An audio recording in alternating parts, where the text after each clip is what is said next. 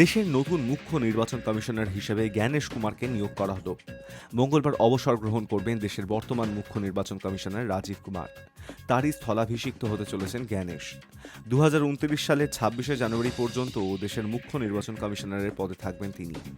এই সময়ের মধ্যে বিধানসভা ভোট হবে কেরল, পুদুচেরি, তামিলনাড়ু এবং পশ্চিমবঙ্গে। অর্থাৎ 2026 সালে বাংলার বিধানসভা ভোটের দায়িত্ব থাকবে প্রাক্তন এই আমলার হাতেই। 2027 সালে দেশের রাষ্ট্রপতি এবং উপরাষ্ট্রপতি নির্বাচন হবে, সেই ভোটও পরিচালনা করবেন জ্ঞানেশ। 1988 সালে কেরল ব্যাচের আইএএস আধিকারিক জ্ঞানেশ সিভিল ইঞ্জিনিয়ারিংয়ে বিটেক করেন কানপুর আইআইটি থেকে।